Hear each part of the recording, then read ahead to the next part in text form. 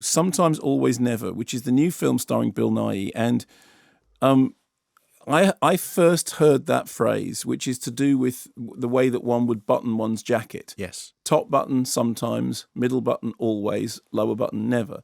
And I first heard it because you said it to me here on the show, because Bill Nighy had said it to you. Yes, in an interview. I'd read it somewhere. I think Yeah. it's obviously something that he has always done, because he's always looked impeccable. Yeah, he wears a suit, doesn't he? He always Absolutely rocks a wears suit, and it's obviously his personal code. So my guess is I read it and then brought it up in the interview, and he obviously liked talking about it because that's just one of his things. So there's a kind of weird meta thing that now I end up watching a movie starring Bill Nighy called Sometimes, Always, Never, which is this kind of strange and I have to say in some ways rather wonderful drama, directed by Carl Hunt and written by Frank Cottrell Boyce, who I know you're a fan of Frank Cottrell Boyce's writing.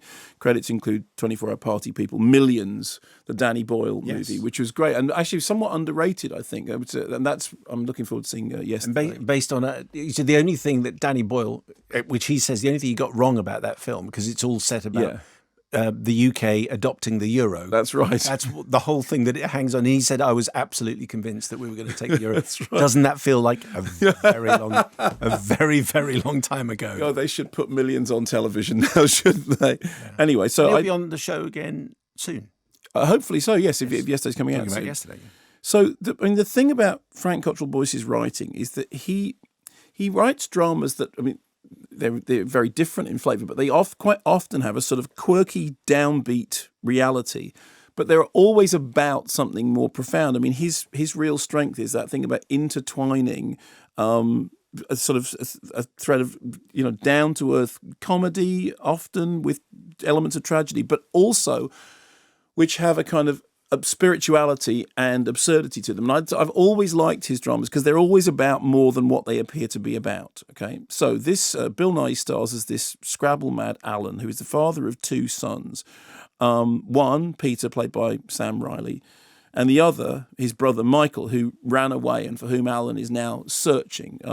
So he's constantly searching for this brother who walked out and his son who walked out and they don't know where he is. So the father and son, the son played by Sam Riley, have a kind of fraught relationship. Peter finds his dad kind of annoying and infuriating and quite difficult, especially because he has this constant habit of diversions into Scrabble-inspired wordplay because he is completely sort of obsessed with Scrabble and apparent trivia. But as always is the case with Frank Cottrell Boyce's scripts, the trivial is never trivial. Alan, it's lovely to see you. Have you eaten? There's plenty of leftovers. I'll get you a bowl. That'd be lovely. If you're sure there's enough, I'd be just as happy with a bit of toast and Marmite. No.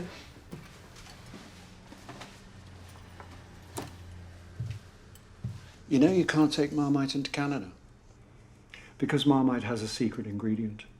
And the Canadian government took the view that not telling them the secret ingredient was tantamount to asking them to import something without knowing what it is. That's why the people of Canada have no Marmite.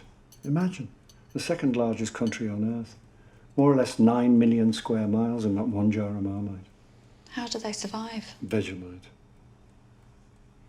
A poor substitute.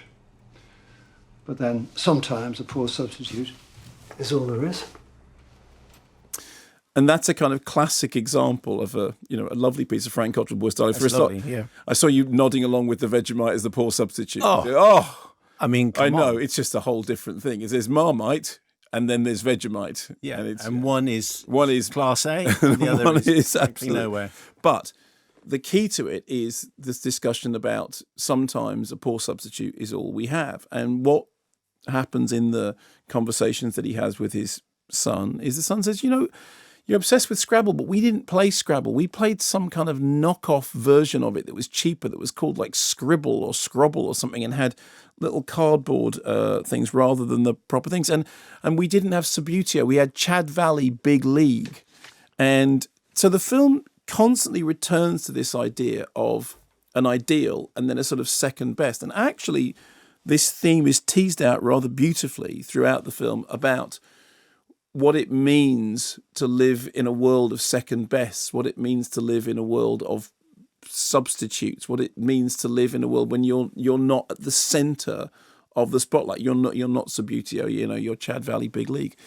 But the way it tells that story is so delightfully done that you don't immediately notice that that's what it's doing. What you think is that you're spending time in company of some kind of strangely eccentric characters with a kind of comically inflected obsession with Scrabble. And the film, it opens in a manner which could be very morbid, to do with the identification of a body, and to discover whether a body is a body of a missing son or whether it's a body of somebody else. So there is this kind of strain of black humor, of graveside humor, which is all done very well. And yet the film has a levity about it. I have to say, I thought it was very well directed, very, very handsomely shot.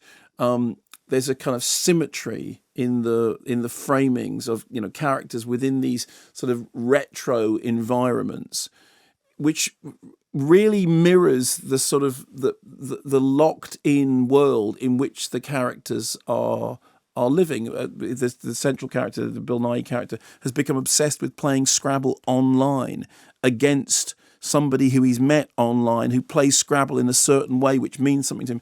So it's one of those films. It's quite a hard sell because, as you can hear from me describing it, it's not a film that you can say, oh, it's a film about this. It's a film about second bests, and it's a film about people having conversations by talking about something other than the thing that they're actually talking about.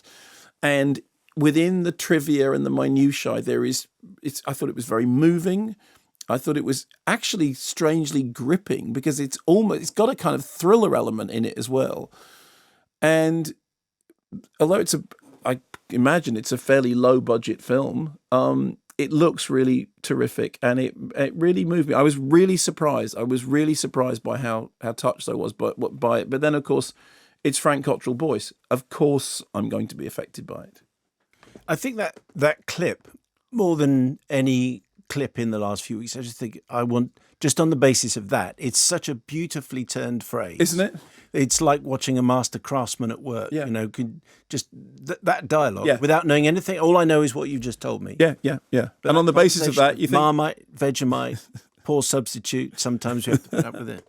And it's got a great supporting as well. Alice Lowe is in it, and it's clearly made with love and affection. And I think you'd really, really like it.